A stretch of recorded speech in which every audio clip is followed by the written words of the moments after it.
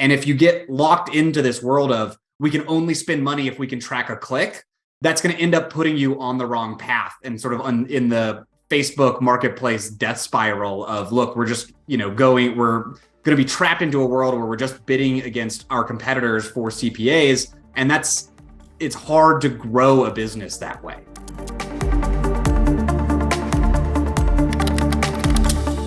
I'm thrilled today to have our guest, Michael Kaminsky, on our podcast here today. Michael comes as founder CEO of Recast. And Michael, thanks for joining us. I'm going to tell the listeners a little bit about yourself and about Recast. Yeah, howdy y'all. Great to be here. Thanks for having me, Jason. I'm Michael, as Jason mentioned already. My background is in econometrics and statistics, super passionate about statistical inference, really. How can we use data plus software and code in order to learn things about the world? That's where my focus has been for all of my career. I was really lucky to get started in academia and then sort of work at a bunch of startups with a lot of really smart people. And for the last couple of years, I've been working on Recast, where I'm combining that passion for econometrics plus software engineering to help marketers learn more about what is most effective for them. How can we use data to generate insights and then actually go out in the world and use those insights to drive additional profit for these businesses that we're working with. So at Recast, we're in the family of marketing mix models, which effectively means we use a top-down statistical model to try to learn about incrementality for all of the different marketing channels that our customers are operating in. And yeah, I'm really excited. I've known Jason for a while, really excited to be here. Huge fan of Simon Data, and let's get into it. Awesome, Michael. So let's dive right into the big question. And I think you said a word that I know is top of mind for many of our listeners today, and that's profit. The macro has changed. And for anyone who's caught some of our most previous episodes, we've actually had a whole line of conversations around this. Starting with Aaron Fetters at Transparent Partners, where we talked about clean rooms. We had Shreen Albert on our last show, where we talked about an incredibly interesting story about her journey with Bobby. Where she tried to understand, which of her channels were effective and which weren't. For those who didn't listen, to that episode, Bobby actually had supply chain shortages where they actually had to shut off channels one at a time to understand what was effective and what wasn't. And today we're going to be talking about and really unpacking, how every one of you can better understand the channels in front of you and what your optimal marketing mix can be. At the end of the day, you can log on to Google Analytics, and Google loves to sell you search keywords. And search keywords are incredibly easy to understand whether or not they're converting. Yet at the end of the day, for most brands, a marketing strategy which just affects around last click attribution, for search and maybe some social sparingly way, is not necessarily the best way to build a comprehensive brand strategy and demand strategy. So today we're going to be diving in to tactics and strategies and how to think about these problems. In a way that doesn't necessarily require that you shut off your marketing channels like Bobby did one at a time, but instead can allow you to look at your business holistically, and really just ask, why am I, posting to Instagram, when I actually aren't driving any direct sales, and how do I even think about that? So maybe to kick things off, Michael, I know you gave a bit of a background for Recast, where it came from, in your background, but maybe you can sort of just maybe just give a bit of a founder story or a bit of context around, sort of the mission, the vision behind Recast and some of the core problems that you're trying to, to solve and help your customers understand. Absolutely. So maybe I'll give the background on Recast, or the slightly apocryphal founder's journey here. So before starting Recast, I ran the data science and analytics team at a company called Harry's, which probably if you're a male in the audience here, you have surely been advertised to, at least if I had anything to say about it. They make men's grooming products. When I joined that company, it was an e-commerce store, right? We sold online. We primarily advertised on Facebook and Google, had grown the business quite sizably just on those channels. It was great. Things were going well. When I joined, I helped to build out effectively the multi-touch attribution platform at that company, worked really closely with the marketing team, thinking really hard about, okay, how do we measure the effectiveness of our marketing spend? During my time at Harry's, though, things got a lot more complex.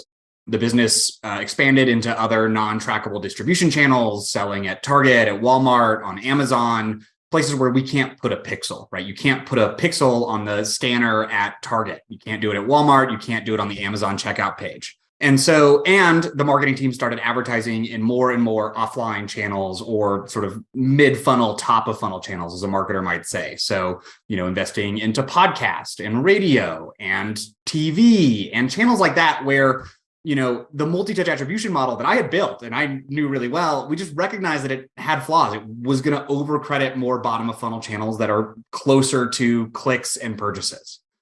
And also myopically only focused on the e-commerce site. And so we sort of realized that the business was missing big parts of the full picture. And so I sort of wanted to think about, well, how do we actually understand that full picture, right? Where we can't track people across the internet.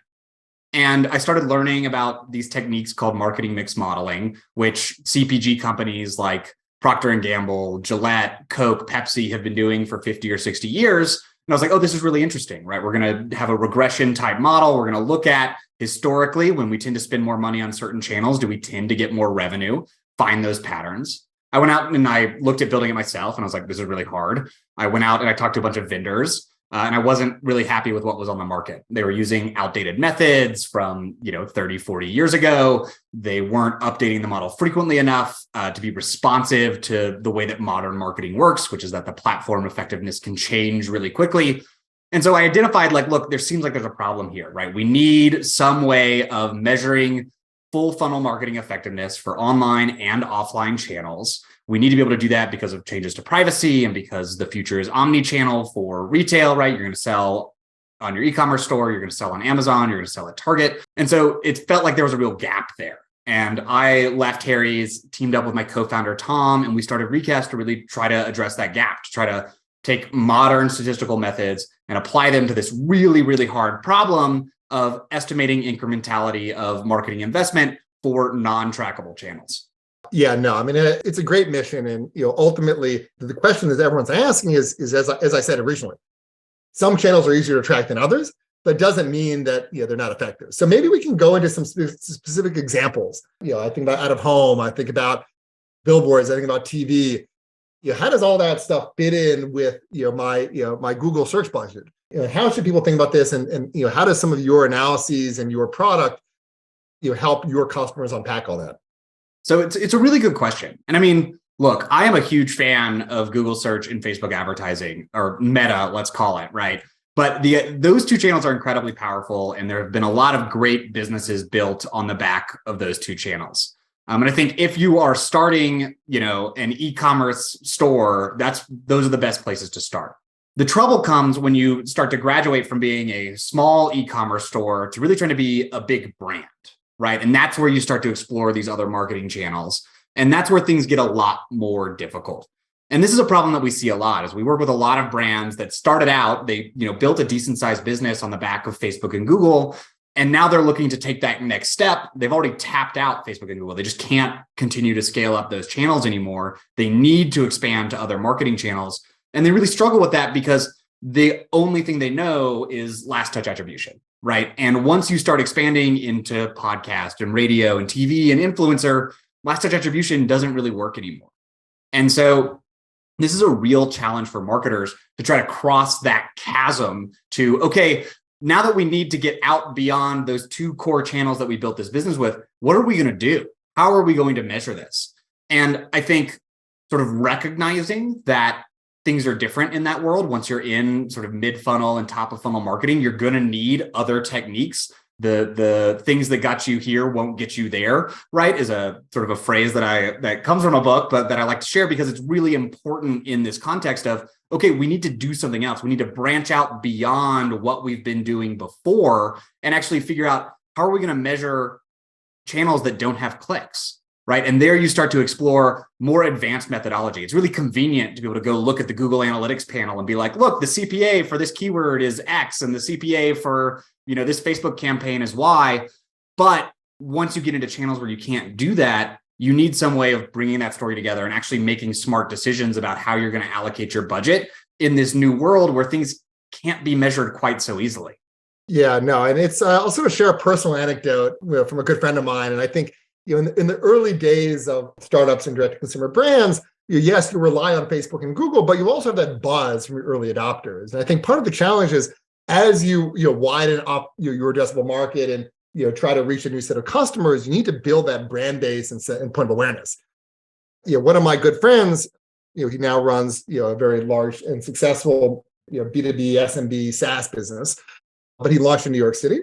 And part of his launch strategy was to buy some subway ads. And the launch was successful. This sale process included Google Ads, but also included a sales process where you actually talk to someone for 30 minutes, and before you buy the product. And I remember, when he went to launch in Boston, the next cities, he asked his board member, he's like, look, I don't know if these subway ads and these out-of-home ads are working. They're really expensive. They're hundreds of thousands of dollars. I think maybe the next cities I'm not going to bother. And the board member responded, and he was like, look, if the launch in New York City worked, do the same thing that you did in Boston. And look, and now they're in 100 cities across the country, and this is their plan. And they've certainly gotten a lot deeper around analysis, but the fact of the matter remains, the halo effect of doing proper upper funnel awareness, is totally critical. Yet at the same time, the decisions that people use, the data that's used to make those decisions rather, is so seat of the pants. It's like, I guess it worked before, and again, the story happened 5, 6, 7 years ago when the capital markets were a lot different than today. It was like, obviously you're going to do it. And today, if you have that conversation, it's going to be actually a lot different. Am I going to spend $400,000 to advertise on Boston's tea, or are we just not going to because we think we can get it done without it? This is such a hard question for everybody. And I think there's a bunch of interesting points here. So one is if we think back to the history of marketing, right? The last 10 years are really the anomaly, right? If you put yourself in the shoes of a CMO of Pepsi in the 1980s, they had to do everything sort of by the seat of their pants, right? Because there just was no other data. There's no e-commerce. There's no clicks to track. You have to take these big bets on out of home or new channels or print or TV, and then do your best to stitch the learnings together, run experiments where you can. But this idea of a direct connection between, we showed an advertisement to Bob and then Bob made a purchase 2 days later didn't exist at all. It was inconceivable. And so really it's the last 10 years that have been the anomaly. And I actually think that part of it has been really good, obviously, a lot of great businesses have been built, but it's also, I think, weakened the capacity of a lot of marketers to really take these big bets and big swings and think holistically and strategically about how does our marketing fit into this bigger picture. And your anecdote here, I think, is a really good example of it seemed to work once. Why would we let's double down. Let's click into it. Let's see if we can do it again. If it doesn't work, we'll have a learning. If it does work, we can sort of see if we want to keep expanding it. Does it only work with launches? Does it work at other times? And those sorts of bets and swings of look, we're going to go try TV. We're going to see if it works. We're going to go run an experiment. We're going to see if, podcast is going to work for us. I think is a really healthy muscle for marketing teams to build. And if you get locked into this world of we can only spend money if we can track a click, that's going to end up putting you on the wrong path and sort of in the Facebook marketplace death spiral of, look, we're just, we're going to be trapped into a world where we're just bidding against our competitors for CPAs. And it's hard to grow a business that way, at least in today's world, right? 10 years ago, it was possible when the cost per impression was a lot cheaper on Facebook and Google, but now it's so competitive that if you can't make decisions without a click, you're going to be in trouble. And it's just going to be really hard to grow the business from where you are today because all of the margin gets competed away on the hyper efficient Google and Facebook channels. Yep, no, 100%. So, Michael, I don't know if you have any specific examples of channels or learnings that you've come across over the past years, maybe something from Harry's or something from Recast, where it was sort of oh, wow moment. This is actually working. And here's a new way of thinking about, my channel mix. It happens all the time with our customers. And I think, every brand is different and all of their marketing strategies are different. And so, I wouldn't necessarily say that there's patterns that we see, but we've seen tons of examples of customers sort of going both directions in terms of recognizing that something is working or isn't working. We've worked with a customer that was spending a lot of money on streaming TV. Their streaming TV vendor was claiming credit for a lot of conversions. And then, we ran their data through Recast, and the Recast platform identified that, look, when you vary your TV spend, your number of conversions does not really seem to change very much, right? It seems like there's actually not very much of a connection here. They took down their streaming TV spend basically to zero. They turned it off, and number of conversions stayed flat over that entire course. And like, it really was doing almost nothing for them. And that's like, we're talking high six figures a month type of budget on this channel. And it was just like, that was net savings for them. That went straight to the bottom line because it really wasn't doing anything for them, even though their vendor was trying to claim a lot of credit. We've also seen the opposite, right? We've seen other companies where, they're trying to step into TV. They're worried that it doesn't work because they don't have clicks. They don't trust the vendor, but it really is highly incremental for them. And that's like, that then becomes their next channel that they can actually scale into meaningfully after they had tapped out Facebook and Google search and weren't able to scale into that anymore. So we've been able to see all of the sort of the full range of outcomes here from, look, this channel you're undercrediting, but it's actually a lot more incremental for you than you think. Pinterest is a good example, actually. That's a pattern that we've seen now a couple of times where Pinterest, I think, builds a lot of awareness, at least for some brands that are especially advertising to like the Pinterest customer or the Pinterest user, where for a bunch of different reasons, I don't think that channel was getting full credit, and they were able to expand their advertising into that channel fairly substantially, grow the business that way. And so a lot of like the work that we're doing with these companies is identifying those like small, sometimes very large areas for improvement, and then helping them grow the business by either cutting spend from their less efficient channels where they don't have insight into, or where they're not actually getting very much incremental lift from, and then identifying opportunities to grow into channels where there actually is room for that incremental lift. 100%. And sort of another area, at least speaking on behalf of Simon Data, is we're always aggressive around retargeting. And even if it doesn't lead to people submitting a demo request, I always hear from people that, oh, we see your ads and you guys are top of mind, we see you everywhere. So obviously, maybe we should have a conversation, Michael, around doing some analysis on our data. I think really what we're talking about here is the bridge between that intuition and the direct customer feedback into the raw numbers, the data and the statistics that can validate what I believe might be true to things that we can actually statistically verify. Hey, this is working. Yeah, and I think again, I think good marketers take a test and learn approach, right? They are willing to take big bets, and a tool like Recast can help you identify, look, there's potential in this channel. Let's go take a bet on it, right? Let's plan next month, April, we're going to triple spend into the channel. And it's a risk, right? There's a risk that it doesn't go well, that, the statistical model didn't hit it perfectly, and we're going to learn something on the other side. But the value in the test is we're going to learn something on the other side, right? We think it's a good bet to take, and we're going to go, if it works out, it's going to be worth, millions of dollars of extra revenue for the business. If it doesn't work out, well, we'll have, spent a few extra dollars on marketing, but that also shouldn't be valued at zero, right? We'll have gotten something for that. And so all of those different points, I think, need to come together, and marketers, CMOs especially, need to build that muscle of thinking in bets, being willing to take risks, and being able to generate the institutional buy-in for that. You need to be able to go to your CEO and the finance team and the board and say, look, we're not sure what's going to happen. There's a big opportunity here. We think it's worth investing in number of thousands of dollars in order to go test it. And if it works, it'll be a huge payoff. And if it doesn't, we'll be out a little bit. But the only way that we're going to grow the business is by placing smart bets over and over and over again. Like in the days where you can just dump a ton of money into Facebook and then, build a $100 million revenue business on top of that are over. It's just like, those days are gone. They're never coming back. And I'm sorry, but the future for marketers has to be on figuring out what the next channel is and then taking risks. What is our influencer strategy going to be, even if we can't measure it as precisely as Facebook? And you need to have an answer to that question. And it's a hard one. It's uncomfortable, especially if you came up in the last 5 or 10 years where you could do everything based on last touch attribution. But again, I just think that the future is in these less trackable channels, and the marketers that are going to have success and the brands that are going to have success in the future are the ones that can get comfortable with how can we take bets, do the best that we can on measurement, even if we don't necessarily have all of the clicks and all of the impressions and tracking people across the internet.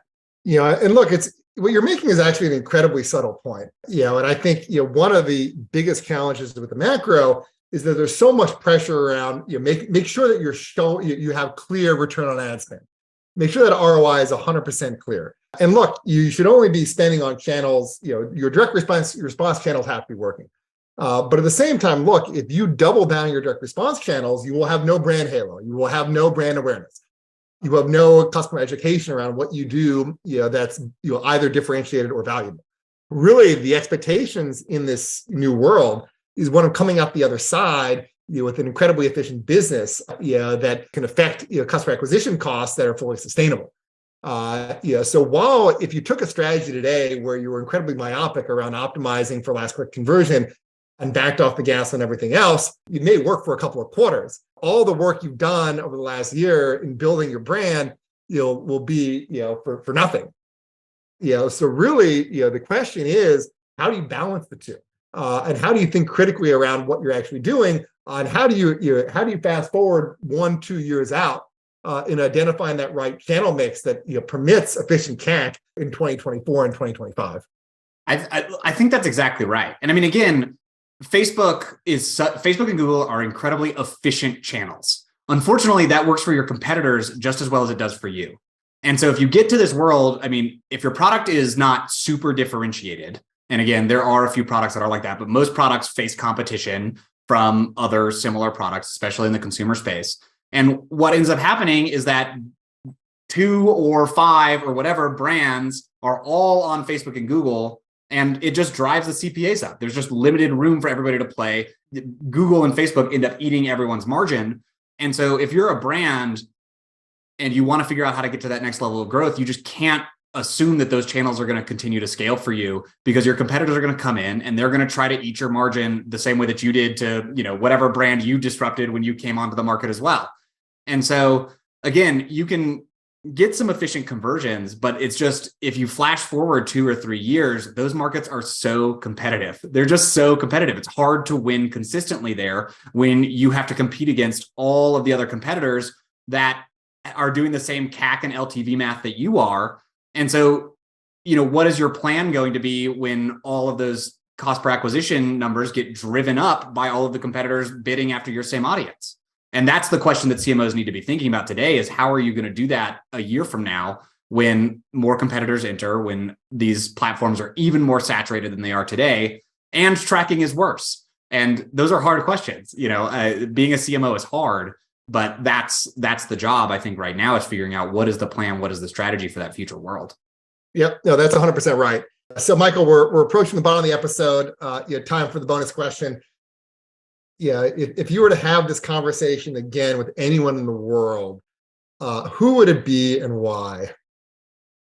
This is a really interesting question. I'm not sure. I think I would love to have this conversation with like the CMO of Nike. I don't know who that person is, but someone like that they have such a massive brand. They advertise on all of the channels. They sell through all of the different channels.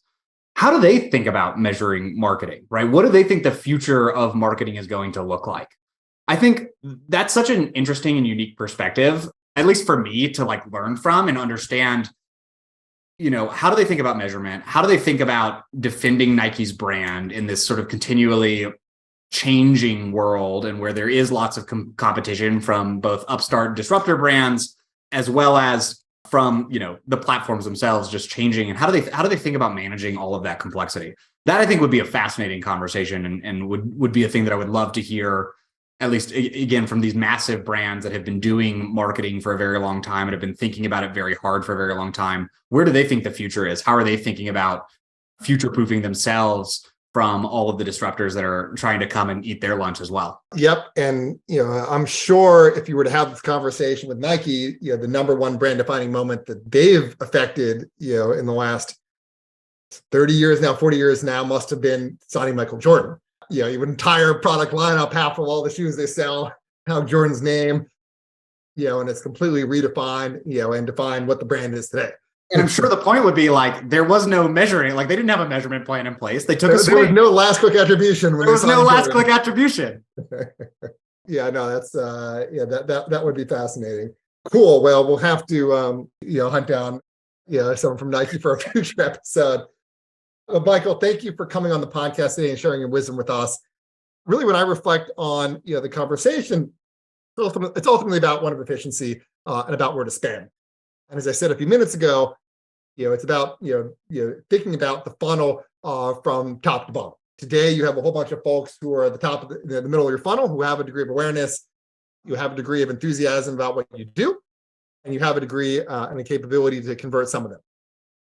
But ultimately, it's about thinking across the entire spectrum, from that first touch point with the brand, to the first purchase, and we didn't even talk about second purchase and the broader customer journey beyond that.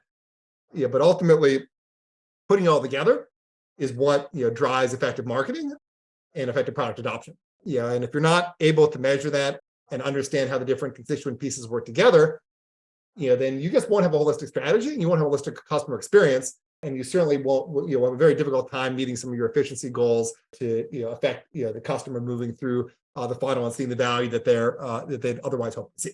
And so, Michael, I'm sure at least some of our listeners might be interested in learning more about Recast and what you do. How can they find you? And how can they contact you? Yeah, absolutely. So they can always check out our website, getrecast.com. We just published an ebook, 50 pages on how to actually use marketing mix modeling at a modern brand, how to operationalize it. So I'd highly suggest that they go check that out, and they can always sort of connect with me on LinkedIn or send a demo request if you're interested on our website. Awesome. And thank you to everyone listening to this episode of the Data Unlocked podcast. If you'd like to learn more about Simon Data, please visit us on the web at simondata.com or email us at hello@simondata.